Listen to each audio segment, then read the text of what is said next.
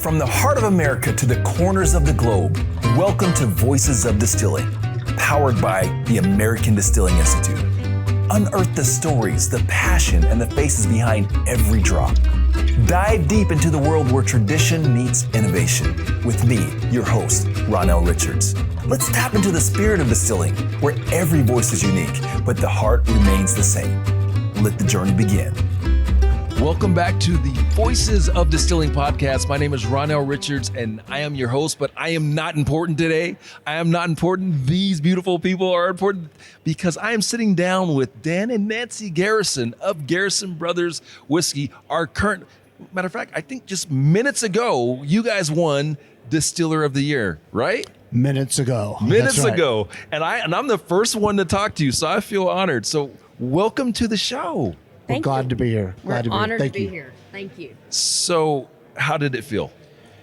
You know, it's a culmination of 20 years of relationships and 20 years of hard work and 20 years of no sleep.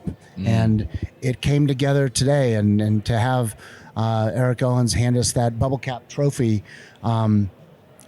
it feels a little bit like something that's surreal. Wow. We are delighted, we're honored.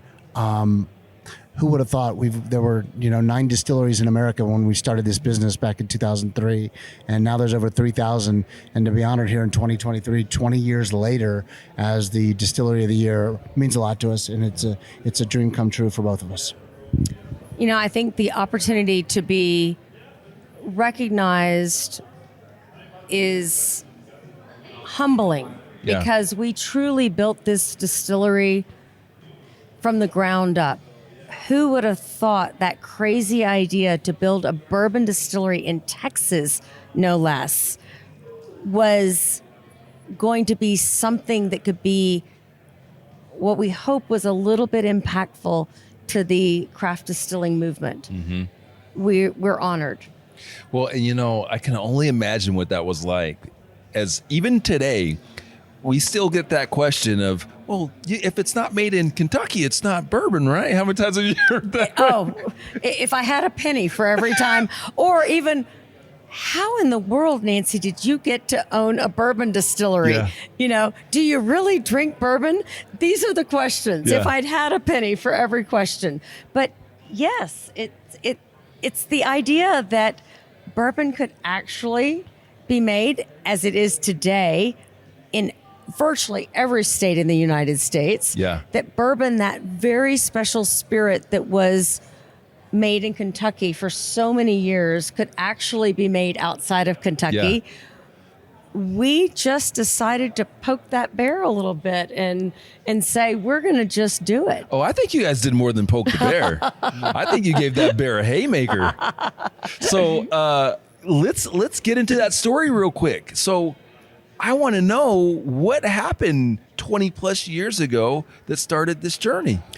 I was working in software marketing at the time in Austin, Texas, like everybody else in Austin, Texas at the time. The 1990s were the go-go times for the internet, for trading networks like eBay and Amazon and Yahoo.com and Broadcast.com. And I lost my job in 2003, and I had to figure out what the hell I was going to do with the rest of my life. And the first mature, intelligent thing that a guy does is goes to Kentucky to go get drunk for a week to forget all about it. And I think I remember calling Nancy the first night I was in Kentucky, and I said, okay, this is amazing. Mm-hmm. I'm at the birthplace of bourbon, and I'm seeing it all happen, and nobody's proud of what they're doing. Mm-hmm. Oh. And I'm like, what the hell's going on? And I started asking these guys about it, and they're like, nobody drinks bourbon anymore, dude. Mm-hmm. You're crazy if you want to get in the bourbon business, because nobody's drinking it. Everybody drinks flavored vodka. It's birthday cake vodka today. It's not about bourbon. And I just had this sneaking suspicion that that was going to change, and our timing could not have been much better than it was. I think that opportunity when no one's paying attention to what you're doing, and you grab it and say, there is something incredibly special about bourbon whiskey. Yeah. It is America's spirit. It has incredible heritage. It's a complex spirit. it is something that really you can enjoy.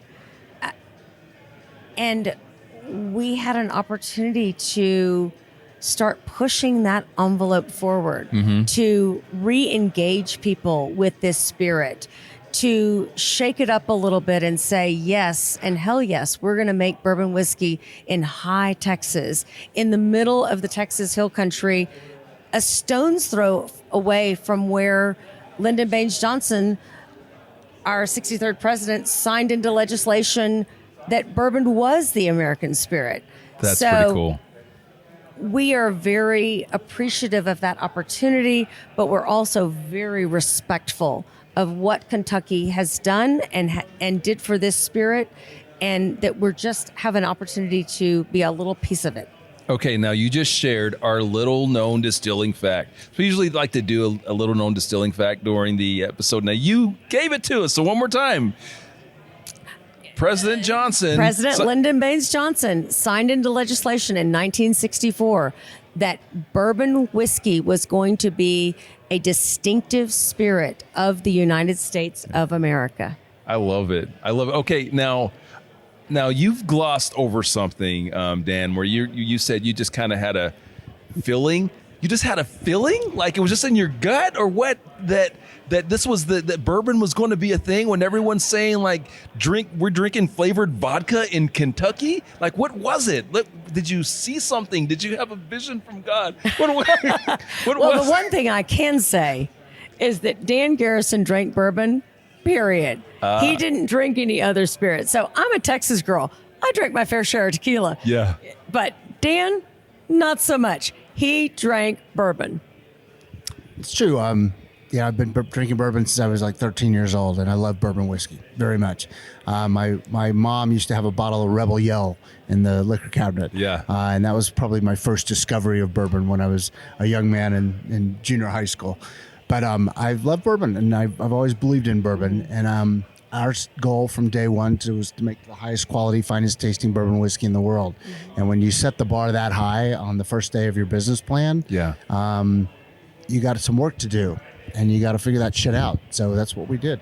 Wow. There's no place to go but up when that is your goal. Yeah. You've got to achieve it every day, and we truly do believe that we have the opportunity to make better bourbon tomorrow than we did today.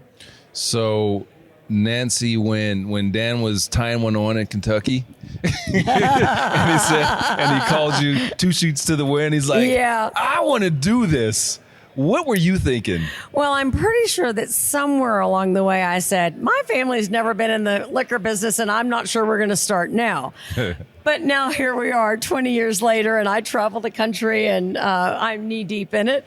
I think that what I knew was that there's something really special when you have that opportunity to grab onto a dream. And you can make a decision to pursue that or not, but never let that uncertainty get in your way of pushing forward and really trying to grab it. Yeah. And we knew that we potentially had the opportunity to create something really special because we were authentic in what we did. We never want to let the truth get in the way of a good story. But at the same time, everything that we've done at Garrison Brothers is part of a story, part of the true fabric of what we are, because we do everything grain to glass. We do everything that is part of our Texas Hill Country and our Texas heritage. All those grains come from our Texas farmers. We know those farmers. They are part of our family. Yeah. And everyone that we invite in to be a part of our community, we cherish and respect. All right. I love it. And as we kind of close the loop on your origin story, I think that it's important that we know what you were doing before. Here's why I say this, because there's so many people that get into this business based upon passion, and they didn't have, and maybe they're a little intimidated because they're like, okay, well, my great granddaddy didn't distill. And what was that story like for you? Because Dan, you said you got laid off before you started. Did your great granddad distill? Were you generations into this? No.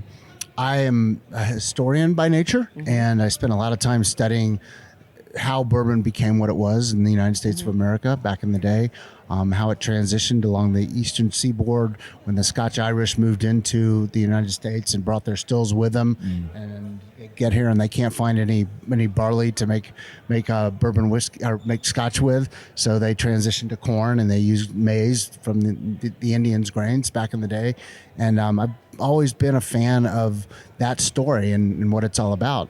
And so for me, this was a mystical historical journey through bourbon making, and I got to work with guys like Elmer T. Lee and Dave Pickerel and Bill Samuels Jr., and I got to meet them face to face, the legends of the bourbon industry, and I don't think anybody else could appreciate who they were, but I sure shit did. And they were talking to me, and they were giving me advice, and they were helping me figure out why my fermentation would get stuck, or why my cook procedures weren't producing the intended alcohol per volume, and they helped me out. They would answer questions in the middle of the night. Writing those recipes on the back of a napkin. Writing recipes on the back of a napkin. Do you have any of those napkins I still? sure do. Oh, wow. A whole bunch Sure of them. do. I've even got the napkin where we saw our land for the first time, and I wrote down where all the buildings were going to be, sitting on the top of a hill in the back of my truck, drawing on a Subway sandwich napkin, where the design for the distillery and how we were going to use the land. So those were rich times, and I remember them so well. Today, it's all about moving pallets and moving cases and trying to make your sales levels. But back then it was just an ambitious dream. And that was what made it so exciting. So advice to someone that was kind of where you were at back then, because here's something I'm hearing. I'm hearing this underlying thing, because there are a lot of people that aspire to be where you're at. Why wouldn't they? You're the distiller of the year for ADI. But I'm hearing this joy in your voice about the journey along the way. I think Nancy will say, follow your passion and don't believe the naysayers.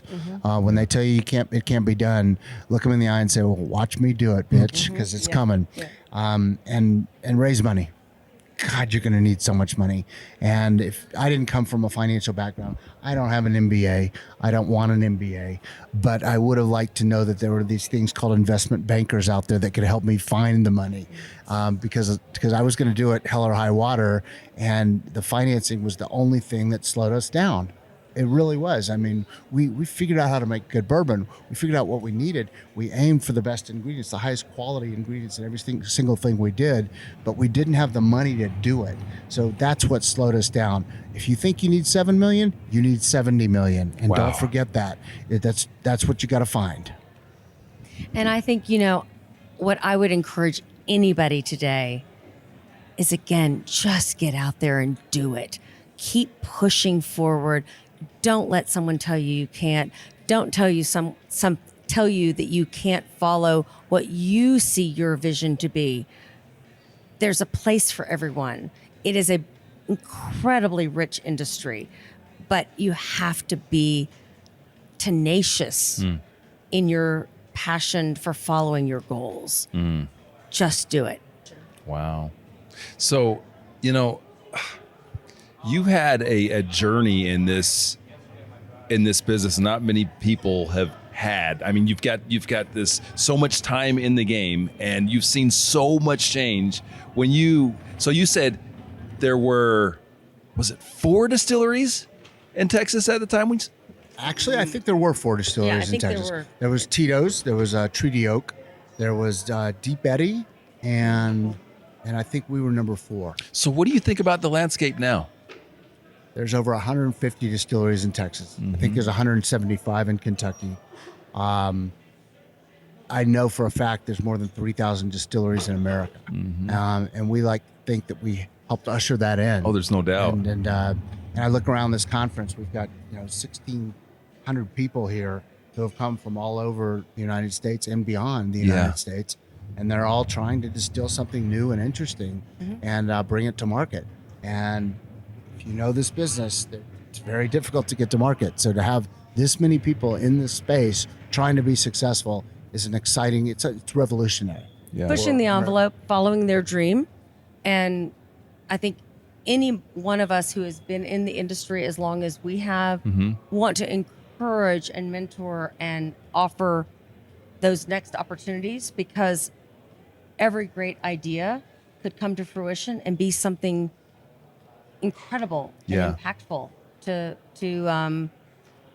the spirits that we all are consuming today. Well, Nancy, in line with that mentorship theme, now's the opportunity to do a little virtual mentorship. Yeah. If you could go back in time, give yourselves some advice, right? What would be that one thing? Because there's someone out there that's listening right now that is you, and they're listening and they're waiting for some of that sage advice that you can give. What's that one thing that you guys would share? You give this one to me? We'll both take it. Go ahead. Raise more money. Raise more money. Hire your investment banker now. Figure out what an investment banker is. Meet an investment banker and talk about the possibilities to fund your business, because you're going to need so much money to do it. And so get that financing as fast as you can if you really want to run with the big dogs. Wow. And I think what I would say is never let someone tell you you can't do it. Wow. Just do it. Get out there, fight it out every day, get past those obstacles. Never let anyone tell you no. Never let anyone tell you that your price point isn't where it needs to be. Do what you want to do, the way you want to do it. Do it with conviction and do it with passion and vision. You are passionate. I am. love it. Okay. You're a lucky man. I am. I'm blessed. So many ways. Okay, so as we start to close this thing, I've got this question that I call the cool closing, which is I want to know what's cool at your what are you guys doing right now? What's the coolest thing? What are you excited about? Because at ADI we're about education, we're about inspiring, we're about innovation, and you guys no doubt have been at the cusp of innovation. So what's cool at your distillery right now? What are you doing? Well, I know what my answer would be. Go for it. I think one of the most amazing things that we have done is not only build the distillery from the dirt up, but we built a culture and a passion for our brand and a cult. The idea of having over 60,000 people who have come through our doors to help us bottle our bourbon, and all we ask of them is 2 days a week, a little bit of their time. We give them a little shot of courage along the way as they're bottling, but they help put their hands on that bottle that is on your shelf today. And they do it with enthusiasm and with the building of friendships and relationships that will last a lifetime for them. So that is one of the things that I think that we have done that is something I'm so proud of. That community of friends that we have across the country, because they are able to share in a little bit of what we do at Garrison Brothers. I echo what Nancy said. It's the Garrison Brothers gospel. There's people preaching it all over the country. It's the Bourbon Brotherhood, the Bourbon Sisterhood, and they're out there talking the talk. And I have a running joke whenever somebody tastes one of our bourbons. I say, if you like that shit, please tell everybody you know. Yeah. If you don't like it, just keep that shit to yourself. I love that. Yeah. Okay. Wow. Something else to add, Nancy? I think the other thing is that we truly do believe that good bourbon could change the world. Yeah. We've given back. It is part of our fabric of who we are. We learned through tragic events from Hurricane Harvey to COVID that we to sourced whiskey. We had the power to give back, and that in and of itself was more meaningful than whatever bottom line you were looking at any given moment.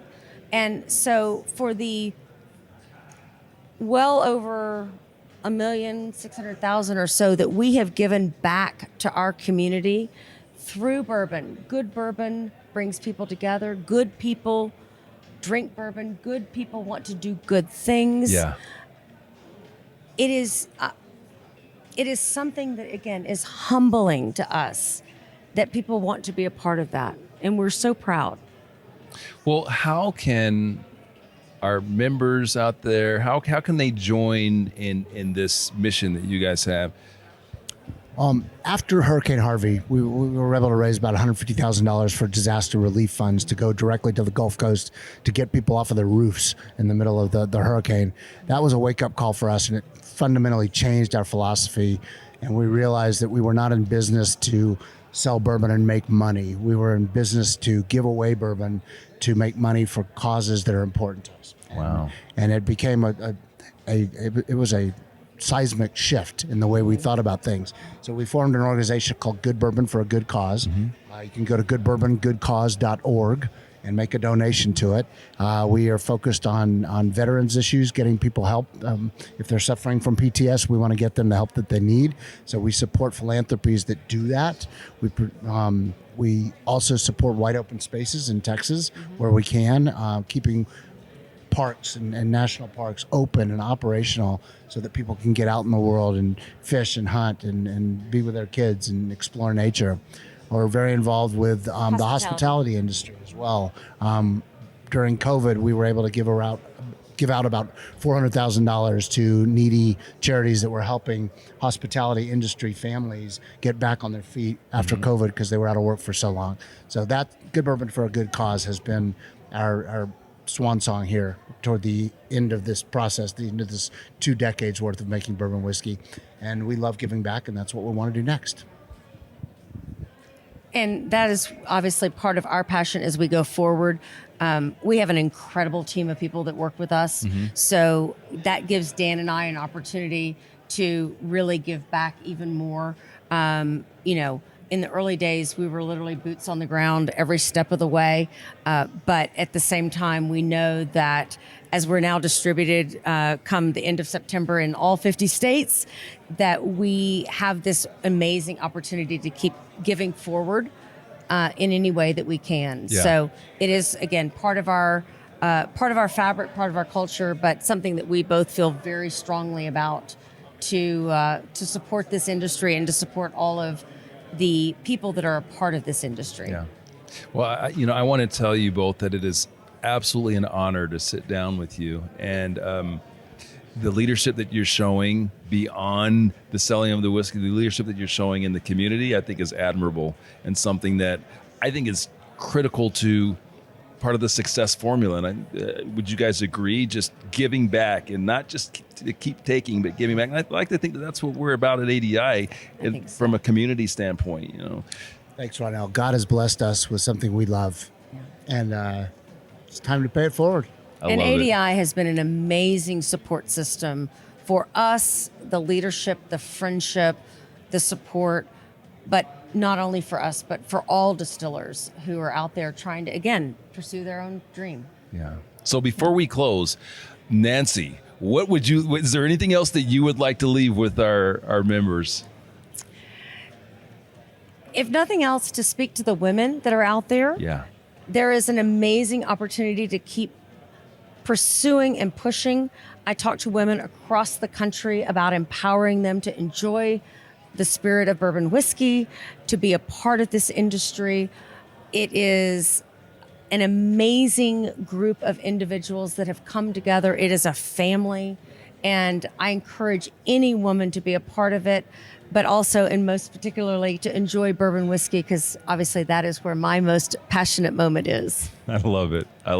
Dan, anything to add? No, not a thing. It's been a pleasure, Ronell. Thank you. I've enjoyed this so much, guys. And members, please make sure that you're supporting. And the website one more time? goodbourbongoodcause.org. goodbourbongoodcause.org. Go there and support this wonderful mission. And after you're done with that, go to distilling.com. Make sure that you're getting on the forums and engaging and interacting with other members. If you're not a member yet, do the same thing. Go to distilling.com, become a member, and join this wonderful community.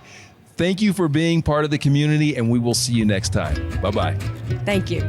As we conclude another episode of Voices of Distilling, we want to extend our deepest gratitude to you, our cherished listeners.